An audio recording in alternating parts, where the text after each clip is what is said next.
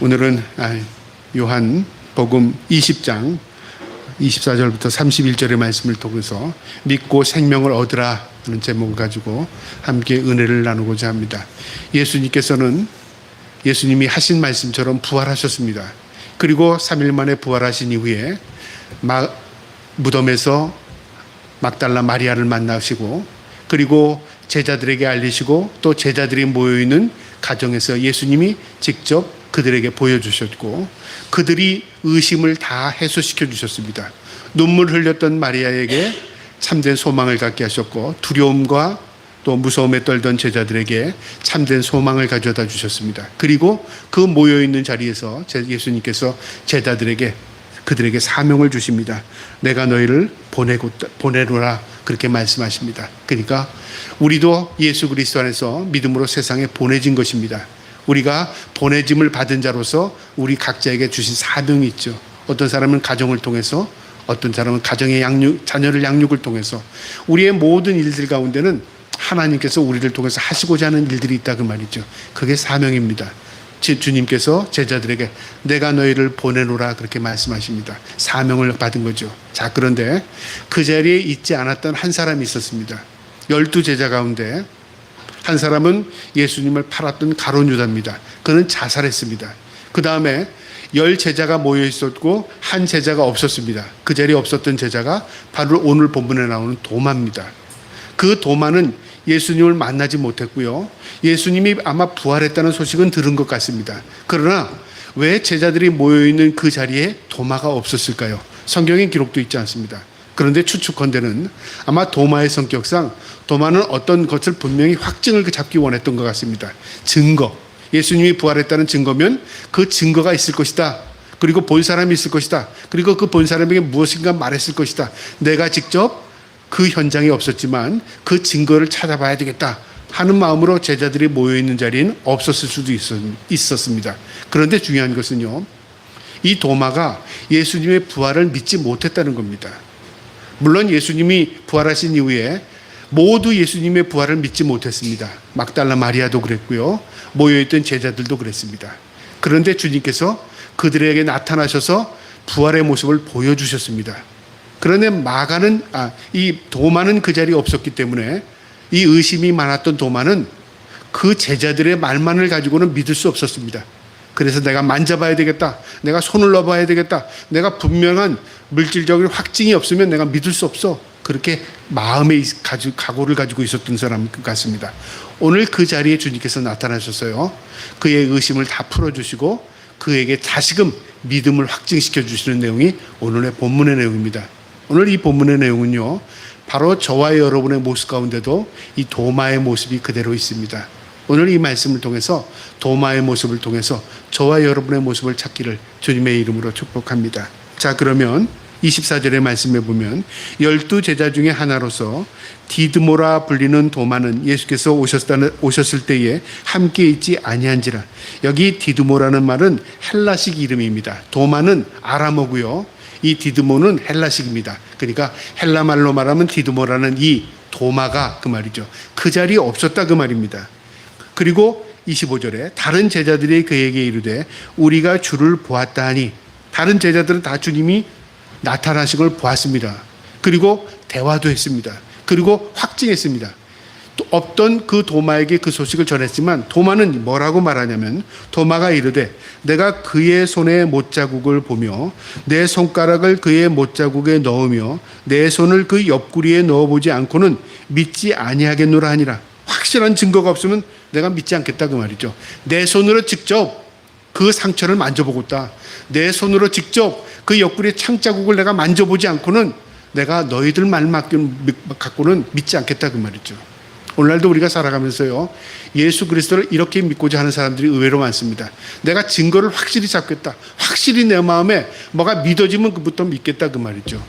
어떤 면으로는 좋은 믿음인 것 같습니다. 확실한 거 아니면 내가 안 믿겠다, 그 말이죠. 그런데 믿음의 실체라는 게 사실 뭐냐면요, 믿음은 눈으로 보고 만져서 확증하는 것이 내가 이제부터 믿어야 된다고 해서 그게 실체가 아닙니다. 우리의 눈에 보이는 것이 이 세상에 몇 프로 정도 된다고 생각합니까?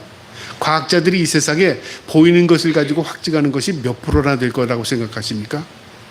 우리가 눈으로 보는 게 거의 100% 같잖아요. 근데 보이지 않는 것들이 의외로 많습니다. 바람이 눈에 보입니까? 공기가 눈에 보입니까? 수소나 어떤 기체가 눈에 보입니까? 흐름이 눈에 보입니까? 안 보입니다. 사랑이라는 게 감정적인 요소가 눈에 보입니까? 안 보입니다. 근데 우리는 다 알고 있습니다. 사랑이 내 눈에 보이지 않아요. 사랑을 알고 있습니다. 믿음도 눈에 보이지 않습니다. 믿음이라는 게 있는 줄 압니다. 이처럼 우리가 언어상으로는 뭐다 얘기하면 아 있지라고 말하지만 너 봤어? 그러면 확증하지 못합니다. 과학적인 사실도 마찬가지입니다. 과학적인 사실은 검증을 통해서 확증을 잡는 거거든요.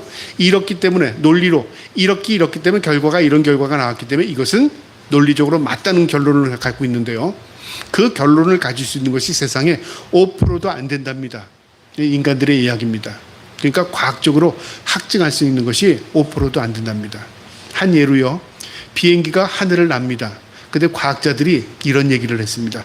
비행기가 어떻게 하늘을 나는지 아직 결론이 나오지 않았답니다. 무서운 얘기죠. 우리는 당연히 비행기가 고속도를 내서 하늘을 나르니까 기체의 역학적인 바람을 타고 하늘을 나른다고 생각을 하죠.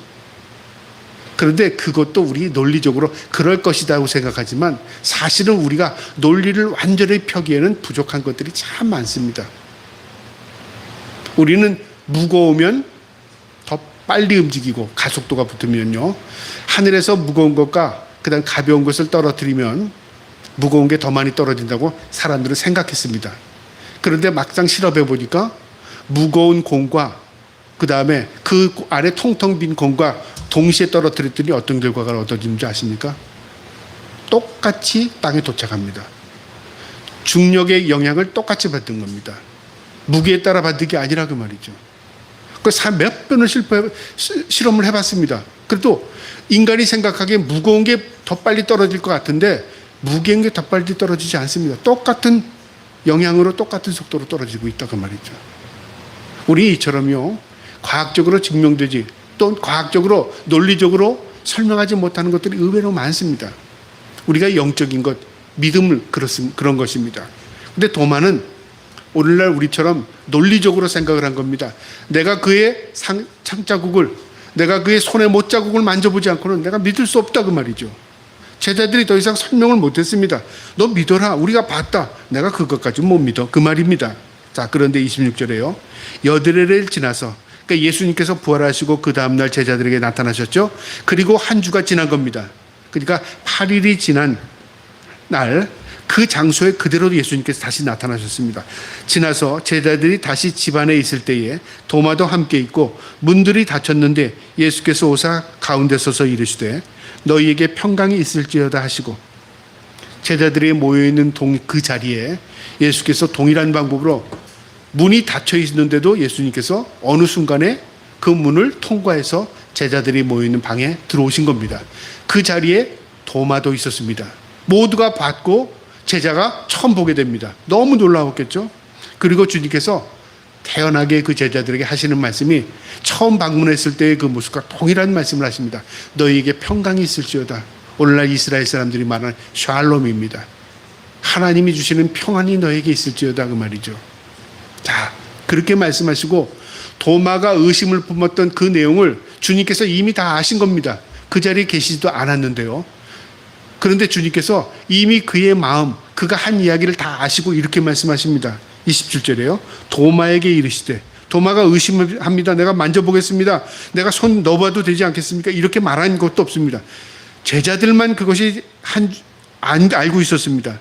근데 주님은 그 장소에 없었음에도 불구하고 이미 그 말을 다 알고 계셨습니다. 도마에게 이르시되 내 손가락을 이리 내밀어 내 손을 두고 보고 내 손을 내밀어 내 옆구리에 넣어보라. 그리하여 믿음 없는 자가 되지 말고 믿는 자가 되라. 도마야, 내 상처 보이지? 내 손에 있는 못자국 보이지? 뭐 한번 만져봐라. 한번 옆구리 넣어봐라 그 말이죠. 보는 것 갖고 네가 뭐 믿지 못한다면 내 옆구리에 내 손을 만져봐라 그 말이죠. 도마가 만졌겠습니까? 못 만졌겠습니까? 만졌다고 생각이 돼요. 자기는 제자들에게 그렇게 얘기했으니까 나는 만져보지 않고는 믿지 않겠다 그랬거든요. 보는 것 갖고 난 속이 안 차. 만져볼래? 오늘날로 말하면 우리가 확실히 어떤 증거가 있으면 안 믿어 그 말이죠. 토마가 만졌을 겁니다. 예수님께서 그 상처를 보여주셨습니다. 손에 못 잡고 보여주시고 만지게 하셨을 겁니다. 그리고 뭐라고 하셨어요? 믿음 없는 자가 되지 말고 믿는 자가 되랍니다. 여러분, 믿음 없는 것과 믿음 있는 게 무슨 차이가 있을까요? 우리가 믿음 없는 거 아예 없는 사람이 있으면 믿음 자체가 없습니다. 근데 도마는 믿음이 있었습니다. 그래서 주님을 공생의 땅을 따라다녔지 않습니까? 근데 그 믿음이 왜 소멸되고 왜 희석됐습니까? 주님이 죽으셨다고 생각하니까 내가 주님을 따랐던 모든 것들이 헛것인가? 이대로 끝나는 거 아닌가? 절망하기 때문에 믿음이 소멸되는 겁니다. 우리에겐 믿음이 있습니다. 적은 믿음이든 큰 믿음이 중요하지 않고요. 하나님이 우리에게 은혜의 선물로 주신 믿음을 모두 가지고 있습니다. 만약에 나에게 믿음이 없다면 내가 이 자리에 앉아 있을 수 없습니다. 전적인 하나님의 은혜입니다. 믿음은요. 적은 것이든 큰 것이든 믿음은 하나님이 주신 선물입니다. 그 믿음이 자라고 성장하는 것은 우리의 하나님에 대한 신뢰로 우리의 믿음이 성장합니다. 도마도 믿음이 없던 게 아닙니다. 그런데 주님께서 뭐라고 말씀하시냐면 믿음 없는 자가 되지 말고 믿음이 그대로 있는 자가 되지 말고 그 말입니다. 믿음을 확실한 믿음을 가지고 살아라 그 말이죠. 믿음 있는 자가 되라 그 말이죠. 그러니까 눈으로 봤다고 내가 만졌다고 이거 확신하다. 그런데 그것은 사실 네가 네 논리로 증거하는 것이지 그걸로 확증했다고 해서 네 믿음이 견고해지고 그런 믿음 갖지 말고 어떤 믿음이죠? 말씀 위에 서라 그 말입니다. 말씀. 주님에 대한 말씀과 신뢰로 믿어라 그 말이죠. 우리가 예수를 믿을 때 그러죠. 인격적으로 주님을 만났다는 말이 뭘까요? 인격적으로. 우리가 다 인격체입니다. 그러죠? 주님도 인격체입니다. 인격에 만났다는 건 인격과 인격, 격을 가지고 있는 인간의 격을 가지고 있는 인격체가 서로 만나서 대화하고 교제하는 걸로 인격체의 교제 만남입니다. 당일에 이루어지지 않습니다. 인격의 교제는요, 지나친다고 해서, 이름을 안다고 해서, 나하고 같은 자리에 앉아 있다고 해서, 밥 먹었다고 해서 인격적인 교제가 되는 게 아닙니다. 인격적인 교제는요, 오랜 시간을 두고 교제를 통해서 그 사람이 나를 알고 내가 그 사람을 알 때 교제가 시작되고 서로가 인격적인 나눔이 있을 때 인격적인 교제가 되는 거죠. 우리 주님이 도마를 찾아오셨습니다. 인격적인 교제를 하시는 겁니다. 신앙은 다 인격적입니다. 우리가 예수 그리스도를 나의 구주로 받아들이는 것도요, 인격적인 것입니다. 그냥 무조건 믿습니다, 받아들이겠습니다, 그런다고 믿음이 생기는 게 아닙니다. 이것은 전적인 하나님의 은혜입니다. 내가 주님을 찾은 게 아니라 주님께서 우리를 찾아오신 겁니다. 내가 주님을 믿고자 해서 결단하고 믿은 게 아니라 주님께서 우리에게 믿음을 주신 겁니다. 100% 주님의 은혜입니다. 이렇게 주님께서 믿음 없는 자가 되지 말고 믿는 자가 되라고 말씀하셨고, 도마가 이렇게 대답합니다. 28절에요. 도마가 대답하여 이르되 나의 주님이시오 나의 하나님이시니라. 이 놀라운 신앙 고백을 하고 있다는 거죠. 베드로가 주는 그리스도요 살아계신 하나님의 아들입니다 하는 신앙 고백과 동일한 겁니다. 주님은 나의 주인이라 그 말이죠. 만약에 이 고백에서 주님은 하나님이십니다 그랬다면 너하고 나하고 무슨 관계인데, 그렇죠? 우리가 예수를 믿어요. 근데 주님은 하나님이십니다. 여기서 하나님임은 알았는데 나와 관계가 없다면 그건 아무 의미가 없는 겁니다. 그 하나님이, 창조주 하나님이, 세상을 구원하신 그 하나님이 나의 주인입니다. 그때 인격적인 교제의 관계잖아요. 이 도마는 그렇게 고백한 겁니다. 주님은 나의 주님이시고 나의 하나님 되십니다. 이 베드로의 고백, 이 도마의 고백이 이 인격의 고백입니다. 우리가 그런 고백을 하며 살아야 합니다. 하나님이십니다. 세상 사람들이 모두 그래 너희가 믿는 하나님 나도 알아, 하나님이야, 인정해줬다고, 야 저 사람도 하나님을 믿는구나 라고 생각하면 착각입니다. 너도 주님을 인격적으로 너의 주인으로 모셨어? 그때 아니 나는 믿지는 않지만 하나님이신 줄 알아. 그렇다면 그건 인격으로 만난 게 아니죠. 인격의 주님은요 바로 내 주님이 되는 겁니다. 나의 주인 되신 그분이 세상을 창조하신 하나님이시오. 그때 진정한 신앙의 고백이 되는 거죠. 이처럼 도마는 주님이시오 나의 하나님이시라고 고백합니다. 예수님께서 뭐라고 말씀하시면 이렇게 말씀하십니다. 29절에 예수께서 이르시되 너는 나를 본고로 믿느냐 보지 못하고 믿는 자들이 복되도다 하시니라. 이것을 잘못 이해하면 책망하는 것으로 이해되는데요, 책망이 아닙니다. 너는 나를 만져보고 확증하고 증거 있다고 해서 내가 믿겠습니다. 너는 나에게 지금 그렇게 고백하지만 이 확증을 보지 못하고 들은 사람들도 있다는 말이죠. 이제 제자들 이후에 많은 예수님을 따르는 사람들이 제자들을 통해서 또 부활의 증거자들을 통해서 소식을 들을 겁니다. 그들은 어떻게 했습니까? 믿었습니다. 그리고 오고 올 세대들, 우리도 예수님을 직접 만나보지 못했습니다. 직접 만져보지 못했습니다. 그런데 우리는 주님을 나의 주님으로 나의 하나님으로 믿습니다. 그러니까 우리는 어떤 존재죠? 보고 믿은 게 아닙니다. 주님을 알고 믿은 겁니다. 너는 나를 본고로 믿느냐? 보지 못하고 믿는 자다 복되도다. 우리는 어떤 자들입니까? 복음의 소식을 듣고 믿게 된 자들입니다. 복된 자들입니다. 그래서 복되다는 것은 내가 그 소식을 들었는데 그게 내가 복이 되는 겁니다. 복음은 바로 나를 살리는 것입니다. 복음은 바로 인격적인 놀라운 은혜를 우리가 경험하게 하는 겁니다. 도마야, 너는 나를 보고 믿지만 보지 않고 믿는 사람들이 더 복되다. 그렇게 주님께서 말씀하시고 그를 위로하시고 격려하십니다. 그런 이후에요. 이제 요한은 30절, 31절에 결론, 이 요한복음 전체의 결론과도 같은 이야기를 이 21장을 남겨두고 먼저 얘기합니다. 뭐라고 말하냐면요. 30절에 예수께서 제자들 앞에서 이 책을 기록하지 아니한 다른 표적도 많이 행하였으나 예수님께서 이 책에 기록되지 않은 많은 사건들, 많은 기적들, 많은 이적들을 행하셨지만 나는 그것을 다 기록한 게 아니라 예수님이 하나님이신 것을 증명하기 위해서 이 책을 기록한 거야, 그 말이죠. 우리는 어떨 때 복음의 내용을 왜 이 내용이 여기는 없는데 예수님의 숨겨진 3년의 생애, 예수님이 예를 들어서 그 공생의 시작 전에 청년이기 전에 유년 시절, 그 다음에 청소년 시절에 숨겨진 비밀, 이렇게 하면 우리 굉장히 궁금해합니다. 그 소식을 우리 알고 싶다. 어떻게 자랐을까? 어떤 교육을 받았을까? 어디에 가셨을까? 그건 궁금하잖아요. 그런데 성경은 예수님의 일생을 기록하는 책이 아닙니다. 예수님이 하나님이심을, 예수님이 왕 되심을, 예수님이 우리를 위하여 섬기기 위한 종 되심을, 그분이 인간으로 이 땅에 오셔 인자 되심을 설명하는 내용이 복음서입니다. 요한은 하나님의 아들임을 증거하기 위해서 이 책을 썼다 그 말이죠. 예수님이 무리를 걸으신 사건, 예수님이 가나의 물을 포도주로 만든 사건, 죽은 나사로를 살렸던 사건, 그 다음에 병자 38년 전에 죽었던 38년 된 병자를 살리신 사건, 이 모든 기적들은 무엇에 초점이 맞춰져 있냐면 기적적인 사건을 들여다보게 한 게 아니라 그 사건을 통해서 예수님은 하나님이셨다는 걸 증거하기 위한 것입니다. 그래서 이 도마가 의심했던 그 사건, 예수님께서 보지 않고 믿는 것이 더 복되도다는 그 말씀을 하신 그 말미에 이렇게 말하는 겁니다.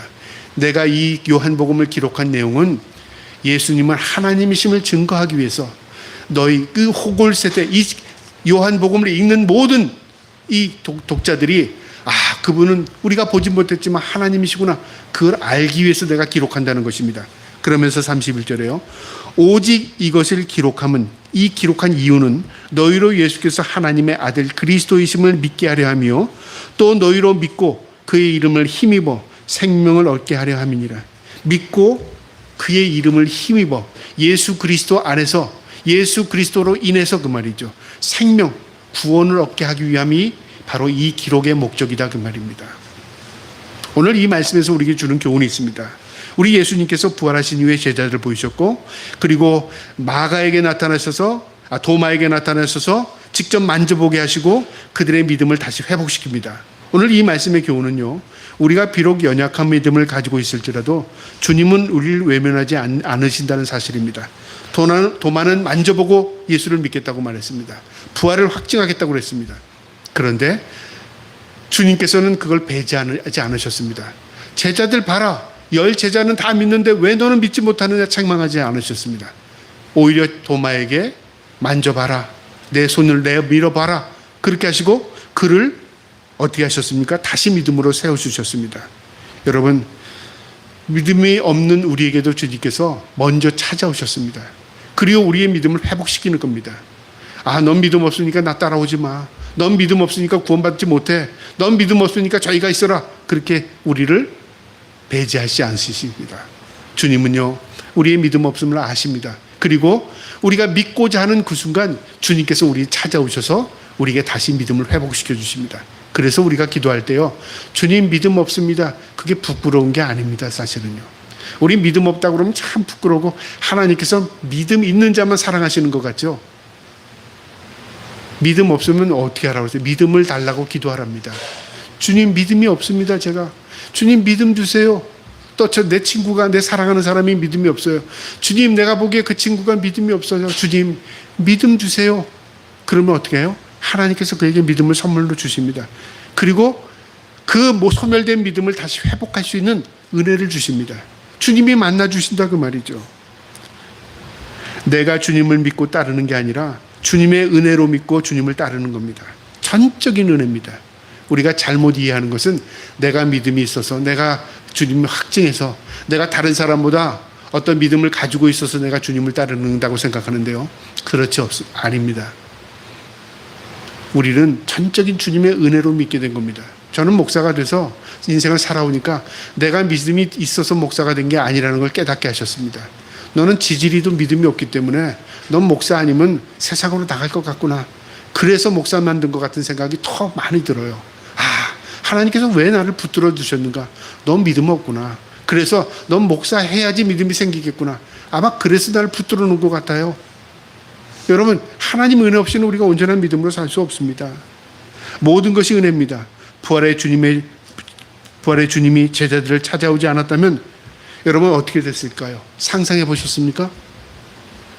부활하시고선 제자들은 다 도망갔죠. 주님, 너희들 다 도망갔지. 그래 봐라.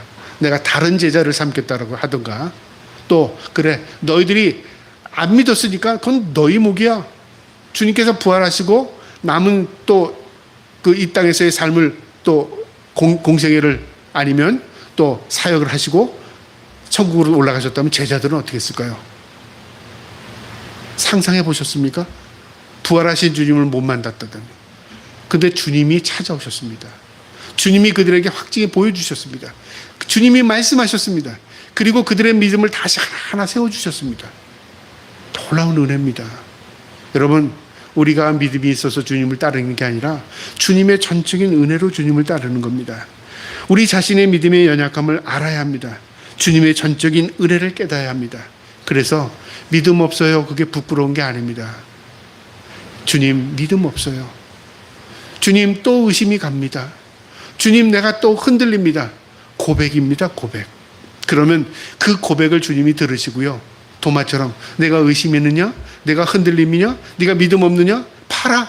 주님이 어떤 걸 보여주신다니까요. 주님이 만져보러 가신다니까요. 주님이 어떤 걸 확증시켜 주신다니까요.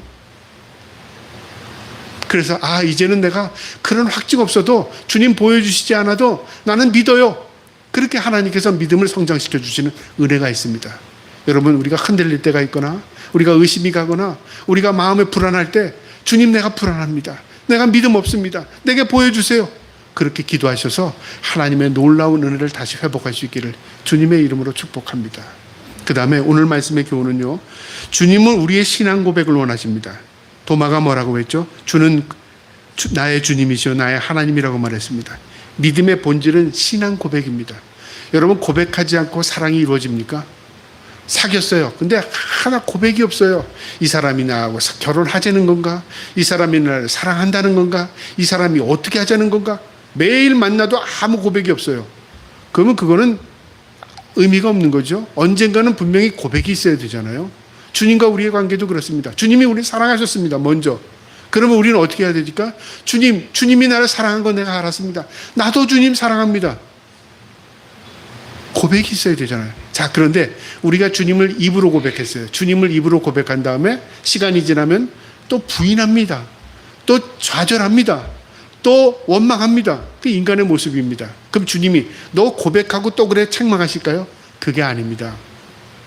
우리는 그렇게 될 수 있는 사람들입니다. 고백은 무엇으로 하냐면요, 입으로 고백했다고 주님께서 그래 너 확실히 입으로 고백했다 받아주는 게 아니라 우리가 날마다 고백하기를 원하잖아요. 이처럼 우리의 삶을 통해서 고백하는 겁니다. 내가 주님이 기뻐하는 삶을 살아가는 게 고백입니다. 남자가 집에 다른 데 가지 않고 집에 들어오는 게 고백입니다. 그러죠? 저녁 이 시간 되면 퇴근하고 집에 들어가는 게 고백이에요. 아내가 밥 차려놓는 게 고백입니다. 아이를 키우고 있는 게 고백입니다. 고백 아닌 것 같아요? 여러분, 고백입니다. 왜 고백이냐면요, 당신은 나와의 관계 속에서 우리 가정을 이루고 있어. 그 고백입니다. 아무 대화가 없어도요. 근데 우리는 어떻게 생각하냐면, 날마다 사랑해, 날마다 좋아해, 날마다 기뻐해. 예를 들어볼까요? 극단적으로 내가 당신 사랑해, 당신이 밥 해 먹어, 내가 당신이 사랑해, 당신 알아서 해, 내가 당신 사랑해, 당신 나하고 내가 어디 갔다 올게. 만약에 그렇다면 말은 사랑인데 그게 사랑이라고 할 수 있어요? 사랑은 같이 가는 것이고, 사랑은 같이 있는 것이고, 사랑은 같이 모든 것을 행하는 겁니다. 사랑입니다. 말이 필요 없는 겁니다. 우리 주님과 우리의 사랑도 그렇습니다. 무엇으로 사랑을 고백하는 거죠? 삶입니다. 삶. 내가 주님을 사랑한다 말하지 않아도 주님이 기뻐하는 삶을 살아갈 때 그게 사랑의 고백이 되는 겁니다. 그리스도인은 삶으로 하나님께 고백하는 겁니다.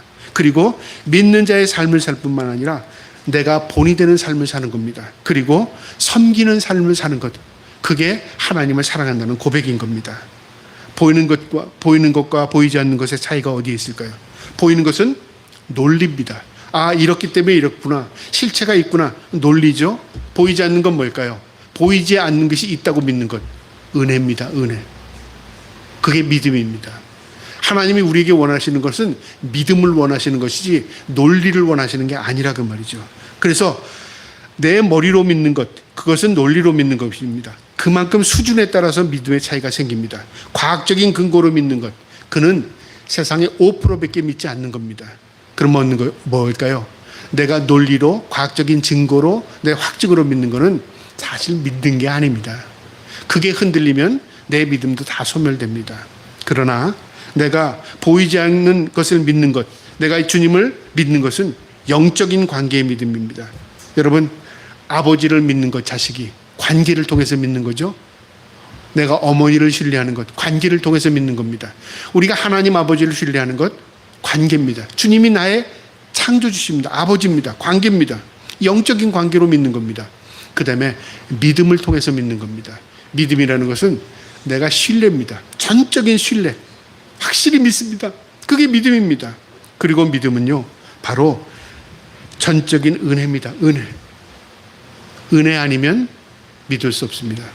은혜 아니면, 아까 찬송도 있었죠. 은혜 아니면 우리 아무것도 아닙니다. 내가 가지고 있는 믿음도, 내가 살아가는 모든 것도, 내가 누리고 사는 모든 것도 전적인 하나님의 은혜입니다. 그 은혜의 바탕 아래서 우리의 믿음도 세워지는 것입니다. 저와 여러분이 그 믿음 가지고 살기를 주님의 이름으로 축복합니다. 이게 신앙 고백입니다. 주님, 나의 삶을 통해서, 섬김을 통해서, 하나님의 기쁨이 되는 삶을 통해서 내가 주님을 믿고 고백하겠습니다. 이게 하나님이 기뻐하는 믿음입니다. 마지막, 오늘 이 말씀 가운데 주는 교훈은요, 주님은 우리 모두가 예수 그리스도 안에서 생명을 얻길 원하십니다. 31절 하반절에요, 또 너희로 믿고 그 이름을 힘입어 생명을 얻게 하려 함이라. 우리 왜 예수 믿는 거죠? 예수님 안에 생명이 있기 때문에 그렇습니다.